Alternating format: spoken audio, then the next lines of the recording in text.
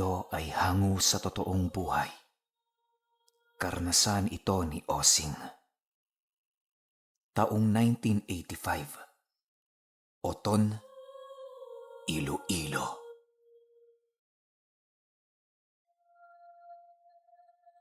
Itong mga panahong ito, kakauwi lang ni Osing sa Iloilo. Tubong Iloilo ang kanyang mga magulang, subalit hindi siya doon lumaki. Sa ilang araw niyang pananatili sa kanilang bahay, mariin siyang pinaalalahanan ng kanyang mga magulang na iwasang makipag-usap kung kani-kanino. Hindi niya umano magugustuhan ang mga pag-uugali ng mga tao roon at sa kung ano ang kaya ng mga itong gawin sa kanya. Kapag naglalakad noon si Osing, hindi siya nilulubayan ng kanyang batang kapatid. Madungis man ang itsura nito, ginagalang yon sa kanilang lugar. Kapag kasama ni Osing ang kanyang kapatid o kahit sino man sa kanyang pamilya, walang nakakalapit sa kanya sa kanilang baryo. Isang araw, habang siya ay nakatambay sa labas ng kanilang bahay, biglang lumapit sa kanya ang kanyang ama. Meron itong suot-suot na salakot at pambukid ang buong kasuotan nito. Osing, may ginagawa ka ba? Samahan mo nga ako. May pupuntahan tayo. Wika ng kanyang ama. Sige ho, tay. Wala naman akong ginagawa eh. Matapos nilang mag-usap, agad din naman silang nag-umpisang maglakad patungo sa baryo. Akala ni Osing meron silang bibilhin noon. Subalit pagdating nila sa sentro, nilahad sa kanya ng kanyang ama na tutungo sila sa kaibigan nito. Ilang minuto pa ang lumipas, narating na nga nila ang isang malaking tahanan na merong ikalawang palapag. Alam ni Osing na mayayaman ang nakatira sa lugar na yon sa kadahilan ng napakaganda ng pagkakatayo ng bahay nito. Ilang ulit na niyang nasilayan ang lugar na yon, subalit hindi niya pa nagagawang makapasok roon. Eliseo! Magandang hapon sa inyo! Maaari ba kaming pumasok dyan? Wika ng kanyang ama habang kinakatok ang pintuan ng bahay. Maya-maya pa, bigla naman itong binuksan ng kasambahay ng may-ari upang sila ay papasukin. Pasok ko kayo, Tandang Ignacio. Naghihintay na ho sa inyo sa sala ang aking mga amo. Bungad na wika ng kasambahay. Nang marinig ito nila Osing, agad din naman silang pumasok ng walang pagdadalawang isip. Pagbukas ng pintuan ng bahay na yon, bumungad sa kanilang dalawa ang buong pamilya ng may-ari na naghihintay. Nakaupo lamang ang mga ito at hindi kumikibo. Habang naglalakad papalapit sa mga ito ang mag-ama, dahan-dahan ang napansin ni Osing ang kakaibang kilos ng pamilyang kanilang binisita. Eliseo, masaya akong makita kang muli. Kaya ako naparito sa bahay mo dahil may natatanggap akong balita tungkol sa binabalak ng mga kalahi mo sa anak ko. Naninirahan kami dito ng mapayapa at may kasunduan sa inyo. Kaya na may nais kong galangin nyo ang sino man sa aking pamilya. Alam kong alam mo ang bagay na ito dahil ikaw ang namamahala sa iyong mga kauri. Huwag mong hayaan, Eliseo, na ang simpleng pag-uusap na ito ay humantong sa hindi natin pagkakaunawaan. Wika ng kanyang ama. Nang marinig ito ni Osing, ay halos hindi niya magawang maintindihan ang ibig sabihin ng kanyang ama sa mga binitawan nitong salita. Animoy meron pa itong matinding kahulugan na hindi niya lubusang maunawaan. Ilang minuto pa ang lumipas, bigla namang itinaas ni Eliseo ang kanyang kamay. At kasabay nito ang paghatid ng kanyang mga katulong ng mga prutas para magsilbing merienda ng mag-ama. Pasensya ka na, Ignacio. Hindi ko inaasahang merong magtatangka sa buhay ng anak mo. Huwag kang mag-alala. Kapag nalaman ko kung sino ang nagsagawa ng pagbabanta na ito, papatayin ko sa harapan mo. Walang puwang sa lugar natin ang mga traidor at mapangahas sa sino mang nilalang na itinuturing kong kaisa at kauri. Sagot naman ni Eliseo ng buong pagpapakumbaba. Matapos nilang mag-usap, ninais muna nilang lantakan ang kanilang pagkain. Karne ang kinakain ng pamilya ni Eliseo, samantalang sa mag-ama naman ay prutas lamang. Hindi na noon nagreklamo si Osing, subalit sa isip-isip niya, napakaramot naman ng pamilyang yon. Bago nila tuluyang nilisan ng lugar, matinding pagpapatawad ang ginawa ng pamilyang yon para sa mga nangyari. Gulat na naman noon si Osing sa kadahilan ng hindi niya inaasahan na ganun pala kataas ang reputasyon ng kanyang ama sa baryong kanyang kinagisnan. Habang sila ay naglalakad papauwi sa kanilang bahay, panay naman ang pagtatanong ni Osing tungkol sa mga nangyari. Kahit anong pag-iisip kasi ang gawin niya, hindi niya alam kung ano ang pinagtatalunan ng dalawa. Tay, ano ho ba ang nangyari? Sino ho ba ang binabantaan? At saka, kaano-ano ba natin ang mayamang pamilyang yon? Tanong ni Osing sa kanyang ama. Sila Eliseo, Osing, ay kapamilya din natin. Hindi sa dugo, bagkus ay sa sanduguan. Ang mga naging pag-uusap namin kanina ay mga paglilinaw lamang. Nais kong makasiguro na nasa panig pa rin natin sila upang hindi tayo malagay sa alanganing sitwasyon. Pasensya ka na, anak, dahil ang pagbisita mo sa ating baryo ay hindi naging maganda. Sagot naman ng kanyang ama. Nang marinig ito ni Osing, ninais na lamang niyang tumahimik kahit labis siyang naguguluhan. Pagkarating nila sa kanilang tahanan, hindi sila dumaan sa entradang pinto ng kanilang bahay. Pinili nilang dumaan sa likod kung saan merong naghihintay na isang balde ng tubig na punong-puno ng dahon ng kalamansi. Bago ka pumasok, maligo ka. Basain mo ang iyong damit at isampay mo dito sa labas. Bili ng kanyang ama. Matapos itong gawin ni Osing, napansin niyang naghihintay na pala sa loob ng kanilang bahay ang lahat ng kanyang pamilya. Meron itong pinag-uusapan na para bang merong nangyayaring kakaiba. Dala ng kanyang kuryosidad, pinili niyang lumapit sa mga ito upang alamin ang kanilang pinag-uusapan.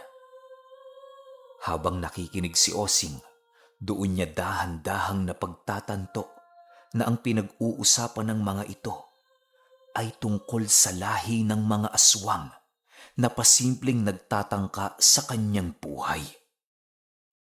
Habang patuloy niya itong pinakikinggan, ay halos hindi niya mapigilang mapaisip sa kung sino ang nagnanais na pumatay sa kanya. Maliban kasi sa wala siyang nakakasalamuhang tao, hindi din siya gaanong lumalabas sa kanilang tahanan. Ilang minuto pa ang lumipas, bigla na lamang napatanong si Osing ng, Tay, bakit naman ho ako pinagbabalakan ng mga aswang? Tsaka, totoo ba talaga ang mga yan? Sa Maynila kasi, parang nagsisilbing panakot lamang yan sa mga bata eh. Osing, hindi porket hindi mo nakikita ay hindi na totoo. Hindi porket usapin lamang ang bagay, puro ng kasinungalingan. Pakatatandaan mo na ang bawat istorya ay merong pinagmulang katotohanan. Sa ngayon, hindi ka man maniwala sa mga aswang, nais kong gawin mo ang lahat ng ibibili namin habang hindi pa namin nagagawang malaman ang salarin. Sagot naman ng kanyang ama. Kasabay ng pagwika nito ay ang pag-abot naman sa kanya ng kanyang ama ng isang talandrong nababalot ng mga usal at simbolo. Isuksok mo ito sa iyong bewang sa lahat ng oras. Huwag mo itong iwawala dahil ito ang magliligtas sa iyo sa oras ng panganib. Dagdag pa nito. Matapos nilang mag-usap, nag-umpisa ng magsara ng bahay ang kanyang mga kapatid. 4:00 pa lamang noon at sinisigurado na nilang nakasara ang lahat ng bintana nang sa gayoy maiwasan umano ang pagpasok ng masamang hangin. Panay din ang pagpapausok noon ng kanyang ina sa kanilang bakuran upang maitaboy ang mga masasamang elementong umaaligid sa paligid. Sa pagsapit ng takip silim, ay tanging mga magulang na lamang nila Osing ang nasa labas ng kanilang bahay. Nagbabantay ang mga ito sa kanilang paligid upang masigurong walang sino man ang magtatangka sa kanilang pamilya. Habang nakaupo si Osing sa sala, panay naman ang pagtanong niya sa nakababata niyang kapatid sa kung ano ang ginagawa ng kanilang mga magulang. Unang beses niya kasi itong nakita, kaya na may labis niya itong ipinagtataka. Hayaan mo lang sila, inay, kuya. Ginagawa nila yan para panatilihin kang ligtas sa ating tahanan. Ganyan din ang ginawa namin noong minsang bumisita ang pinsan nating galing Antique. Sagot naman ng kanyang kapatid. Dagdag pa nito na ang pagbabantay na ginagawa ng kanilang mga magulang ay para maipakita sa mga aswang na wala silang kinatatakutan. Marami na ding napatay ang mga magulang ni Osing na iba't ibang lahi ng mga aswang at mga engkanto. Hindi ka ba nagtataka, kuya, kung bakit ginagalang ang ating pamilya sa baryong to? Dagdag na tanong ng kanyang kapatid.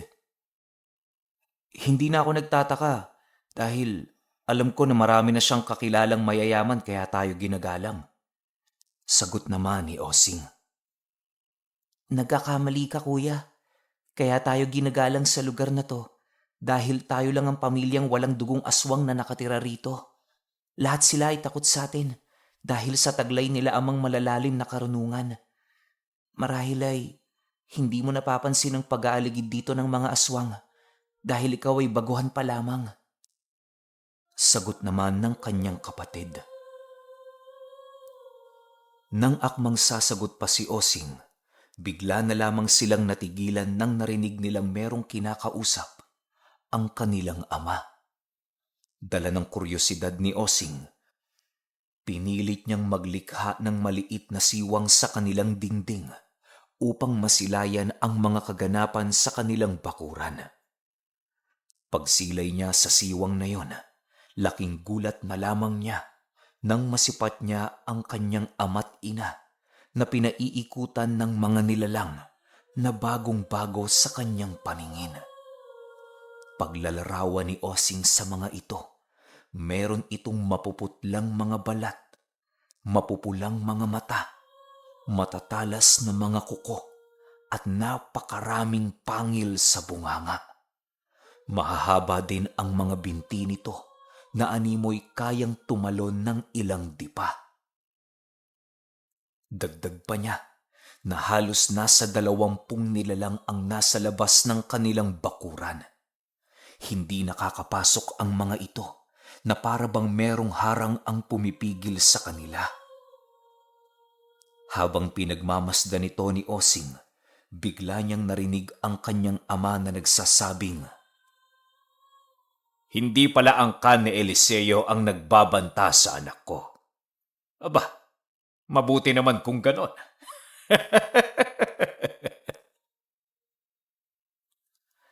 Kasabay ng pagwika ng ama ni Osing, ay siya namang pagtayo ng kanyang ina upang maghanda sa mga maaaring mangyari. Nang marinig nila ang pag-angil ng mga nilalang ngayon, ay agad naman itong sinugod ng mag-asawa upang umpisahan ang digmaan. Subalit bago pa man sila lumapit sa mga ito, laking gulat na lamang ni Osing nang biglang merong sumunggab sa mga nilalang na malaaso ang kaanyuan. Kagaya ng mga ito, ay meron din itong nanlilisik na mga mata, subalit nagdadala yon ng isang napakabahong simoy ng hangin. Nang makita ito nila Ignacio, pinili nilang tumigil sa kanilang kinaroroonan upang pagmasdan ng mga pangyayari. Maya-maya pa, biglang merong humarap sa kanilang isang aswang na dahan-dahang nagbabago ng kaanyuan. Ignacio, pasensya ka na sa aming pangingialam. Hayaan mong kami na ang pumatay sa mga demonyong ito para namang kahit papaano'y patas na tayo. Wika ni Eliseo. Nang marinig ito ng ama ni Ignacio, bigla na lamang niyang inihipan ang apoy na naroon sa dulo ng kanyang tungkod. Ang kanyang asawa naman ay dahan-dahan ang itinago ang kanyang hawak na kawayan na nagliliwanag. Matapos nila itong gawin, agad din naman silang bumalik sa kanilang kinauupuan upang pagmasdan ang buong paligid. Maya-maya pa, bigla na lamang nawala sa paningin ni Osing ang mga nilalang na naglalaban. Hindi na niya ito nagawang sundan ng kanyang paningin dahil sa napakadilim na ng paligid. Nang masipat niyang papasok na ang kanyang ama't ina, ninais niyang takpan ang siwang na yon upang hindi nito malaman na nanonood siya. Subalit ang ginawa niyang hindi pagsabi sa mga ito ng kanyang ginawa ay isa palang napakalaking pagkakamali. Kinaumagahan, paggising ni Osing, bigla na lamang niyang naramdaman ang bigat ng kanyang buong katawan. Sa sobrang bigat nito, hindi niya nakakayang igalaw ang kahit isa sa kanyang mga daliri. Kahit anong pilit ni Osing na gawin ng bagay na yon, ay talaga namang napaka-imposible nito para sa kanya. Nang wala na siyang maisip na paraan, doon na siya nag-umpisang humingi ng tulong sa kanyang mga magulang. Pagkaalam nito ng kanyang sinapit, ay agad naman siyang pinainom ng langis upang maibsan ang kanyang paghihirap. Naibsan naman ito ang bigat ng kanyang pakiramdam, subalit hindi din yon tumagal. Habang patuloy na lumilipas ang oras, paiba-iba na ang nararamdaman ni Osing sa kanyang katawan. Paminsan-minsan, hindi niya napipigilang sumigaw, gawa ng nakakaramdam siya ng mga hayop na gumagalaw sa ilalim ng kanyang tiyan at dibdib. Animoy meron doong napakalaking sawa na nagpupumilit lumabas at kumawala. Nang malaman yon ng kanyang ama, doon pa lamang nito nakumpirma na maaaring nabarang si Osing ng isang aswang na nakaharap nila noong gabi. Osing, umaming ka nga. Sumilip ka ba kagabi?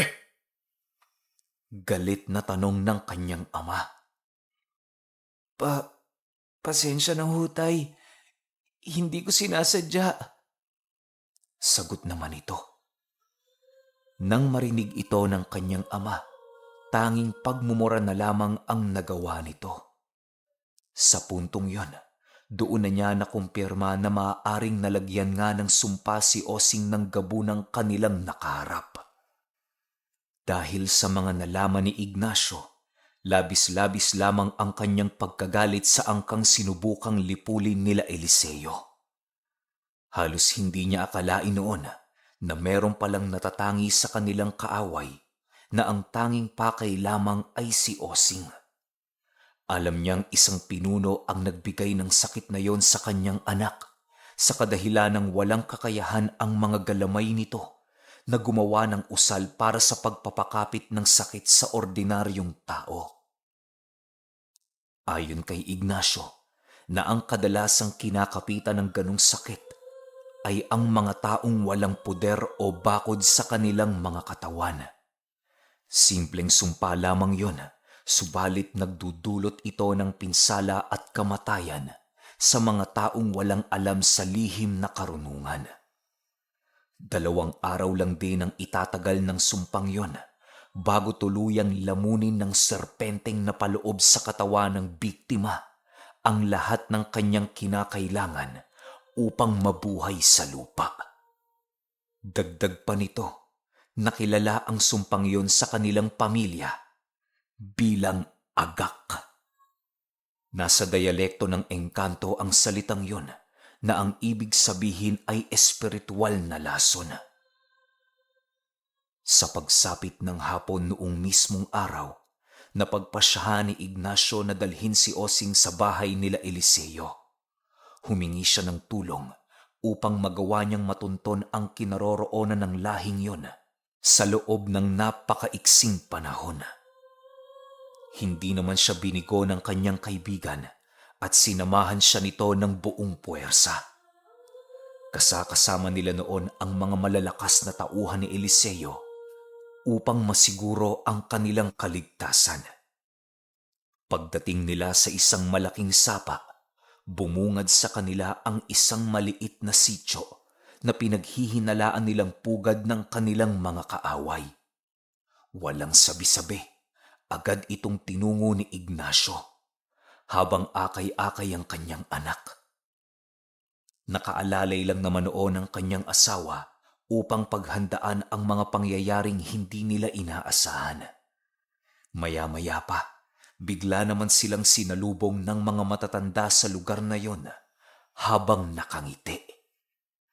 "Anong pakay niyo dito, Ignacio?" tanong ng supremo ng kanilang lugar. Tinatanong mo ko kung anong pakay ko? Sa sinabi mong yan, parang pinapalabas mong wala kang kaalam-alam sa mga kaganapan noong nagdaang gabi. Bueno, dahil hindi mo alam, hayaan mong ipaalam ko sa iyo. Kaya ako naparito dahil meron sa iyong pamilya ang nagbigay ng agak sa aking anak.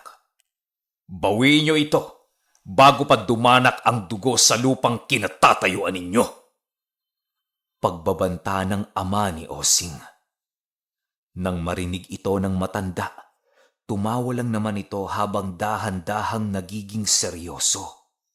Maya-maya pa, bigla nitong ikinumpas ang kanyang kanang kamay at kasabay nito ang paglabas ng isang binatilyong pinaghihinalaan ni Ignacio na nagbigay sakit sa kanyang anak.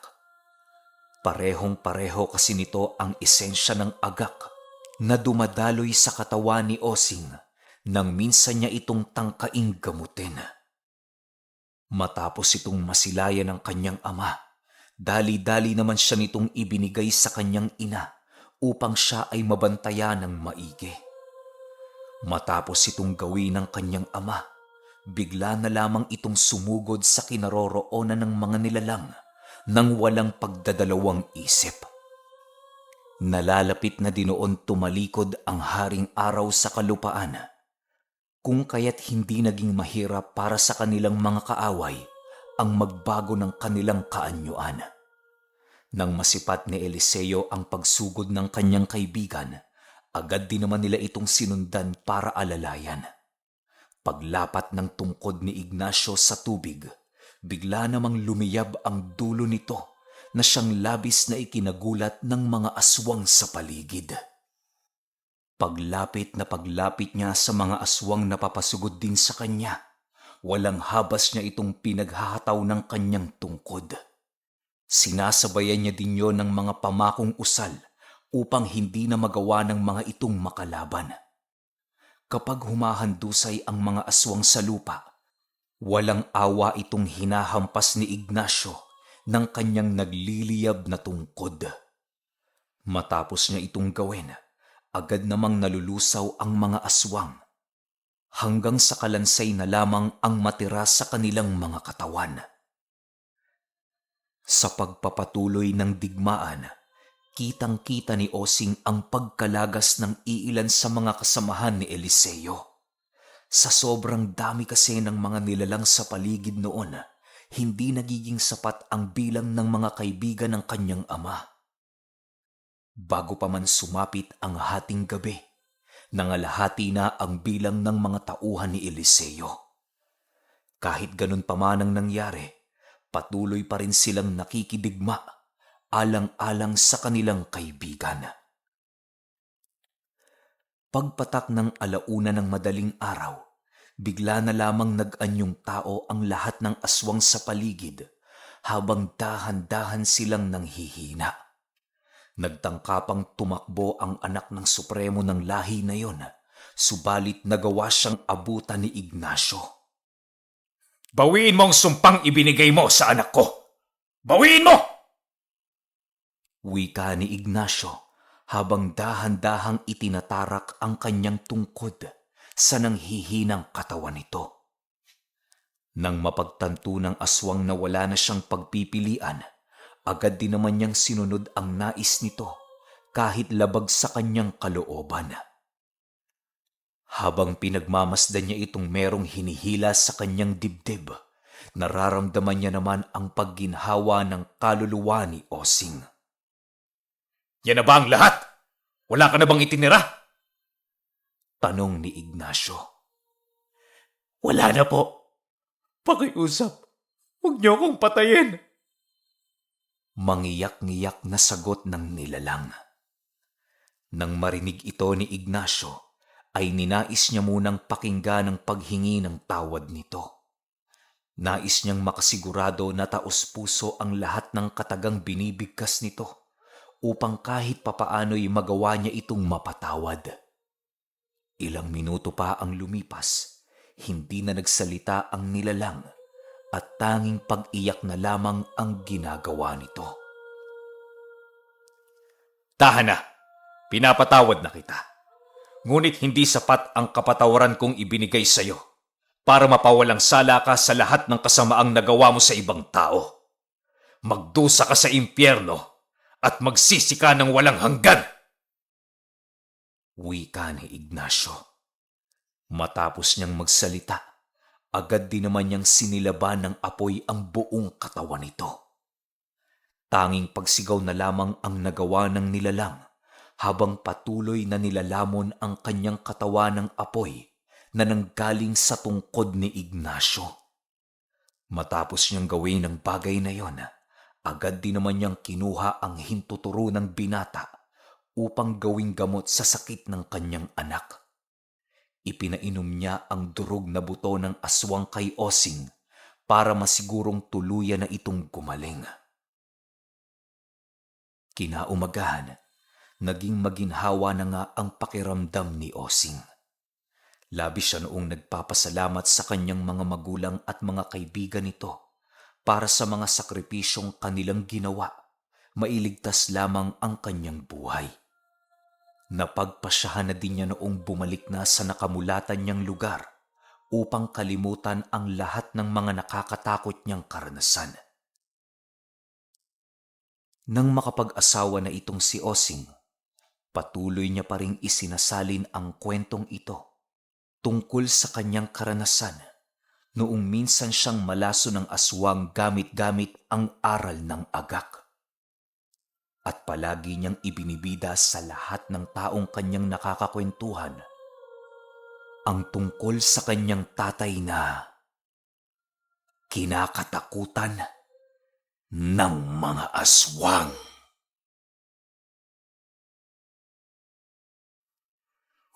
Okay, grabe lupit ng kwento na to. Isipin nyo. Kayo lang yung pamilyang hindi aswang doon sa isang buong baryo, tapos lahat ng aswang na nakatira doon takot sa pamilya ninyo. Isipin nyo kung gaano kayo kaastig, gaano kayo kaangas, kung gaano kalakas yung aral na taglay-taglay ninyo para katakutan kayo ng ilang pamilyang aswang na naroon. Tsaka diba may pinuntahan pa silang ibang lugar tapos kilala pa rin yung tatay niya hanggang doon. Grabe, sana series, no? Tas alam niyo yung bawat sitio ng lugar, kilala talaga siya, tas takot talaga lahat. Pag may sakit sa lugar nila, sa kanya lumalapit. Kaso wala, isang kwento lang eh. Pero kayo, kung may opinion kayo sa kwentong ito, i-comment nyo lang sa baba. Yun lang. Hanggang sa susunod na kwento. Salamat.